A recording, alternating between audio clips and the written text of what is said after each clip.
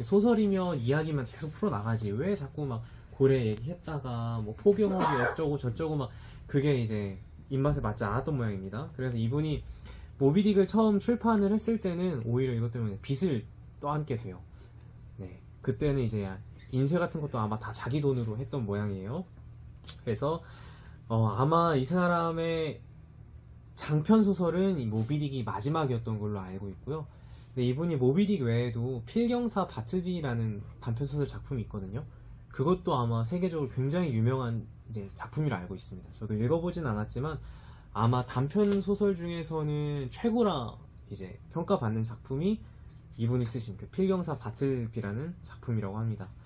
그래서 이분이 좀 생전에 이러한 글솜씨를 인정을 받았다면 훨씬 좋은 작품들을 좀 많이 냈을 텐데 그렇지 못하고 이제 말년에 굉장히 불우하게 사시다 가는 게 좀 안타까움인 것 같고요. 그래서 이 모비딕은 이제 거의 실화를 바탕으로 만든 소설입니다. 실화를 바탕으로 했다기보다는 이제 영감을 받았죠, 실화에서. 그래서 이제 19세기의 미국에서는 포경업이 그때 굉장히 번성을 했습니다. 그래서 미국에 있는 포경선의 수가 이제 유럽의 3배가 될 정도로 고래잡이가 굉장히 왕성하게 진행됐던 거고, 그때 당시에도 이제 모비딕의 이제 모티브가 됐던 실제 고래가 있었어요. 모카딕이라는 고래인데 요 고래 때문에 실제로 많은 포경선들이 침몰하기도 했고, 그래서 당시 이 모카딕이라는 걸 사냥했을 때 굉장히 이제 화제가 됐다고 해요.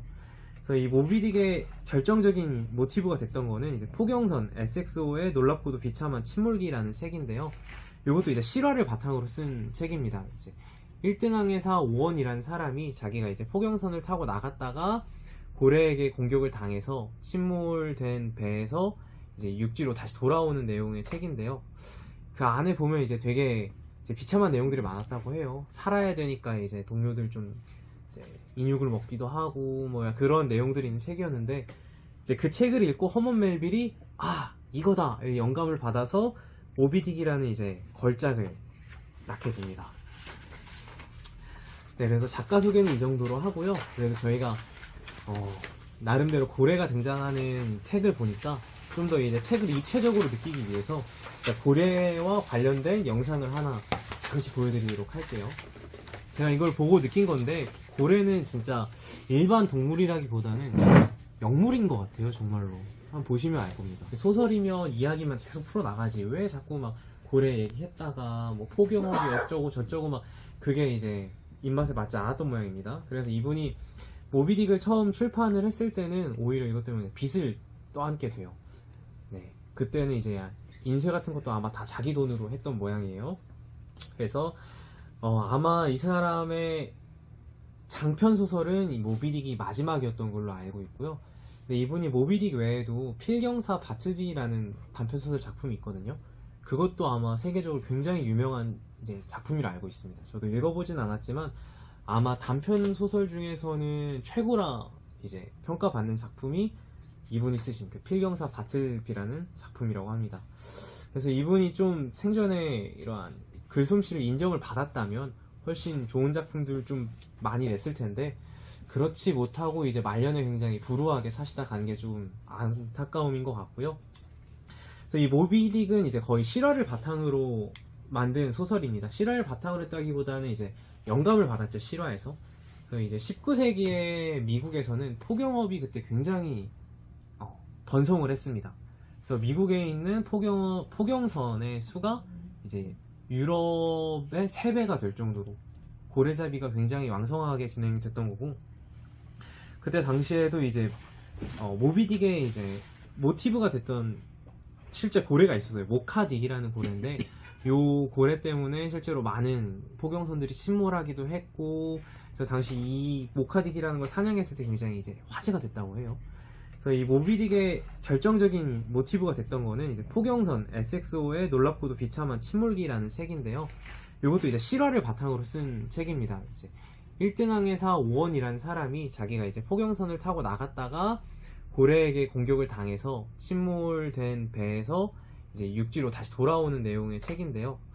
그 안에 보면 이제 되게 이제 비참한 내용들이 많았다고 해요. 살아야 되니까 이제 동료들 좀 이제 인육을 먹기도 하고 뭐 그런 내용들이 있는 책이었는데, 이제 그 책을 읽고 허먼 멜빌이 이거다 영감을 받아서 모비딕이라는 이제 걸작을 낳게 됩니다. 네, 그래서 작가 소개는 이 정도로 하고요. 그래서 저희가 나름대로 고래가 등장하는 책을 보니까 좀 더 이제 책을 입체적으로 느끼기 위해서 고래와 관련된 영상을 하나 잠시 보여드리도록 할게요. 제가 이걸 보고 느낀 건데, 고래는 진짜 일반 동물이라기보다는 영물인 것 같아요. 정말로 한번 보시면 압니다. 내리 학습이 가능하다는 거예요. 내리 학습이 뭐냐면, 이제 대에서 대를 내려오면서 이제 선대가 후대에게 자신의 경험을 물려주고 이제 교육을 시키는 건데, 바로 고래가 그게 된다고 합니다.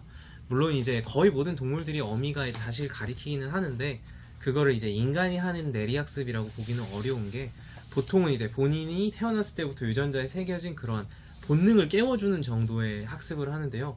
고래는 명확히 자신이 일생 동안 겪었었던 일을 자식에게 알려준다고 합니다. 그래서 가장 유명한 예가 뭐가 있냐면, 옛날 이제 로마 시대 때 로마의 군함이나 배를 범고래들이 하도 공격을 많이 해가지고 로마인들이 작정을 하고 이제 범고래를 학살을 이제 굉장히 크게 한 사건이 있었는데, 그 학살 사건이 있은 후로 범고래가 이제 인간을 공격하는 횟수가 거의 몇백 년 동안 단 한 건도 없었다고 해요.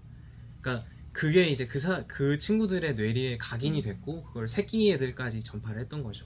자, 저거는 건드리면 안 된다. 그래서 보시면 고래가 굉장히 이제 어떻게 보면 인간과 유사한 또 정신을 가지고 있는 것 같아요. 그래서 굉장히 이제 영물인 생물이다. 그래서 제가 고래에 가장 재밌었던 점은, 고래의 조상이 사실은 4발 달린 동물이라는 겁니다. 원래 땅에서 살던 육상 생물이었고요.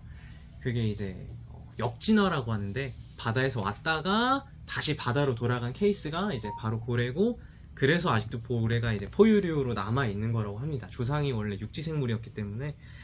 그래서 고래에 대한 이야기는 이쯤으로 하고요. 본격적으로 에피타이저로 들어가서 책의 내용에 대해서 제가 이제 줄거리를 좀 압축을 해왔습니다.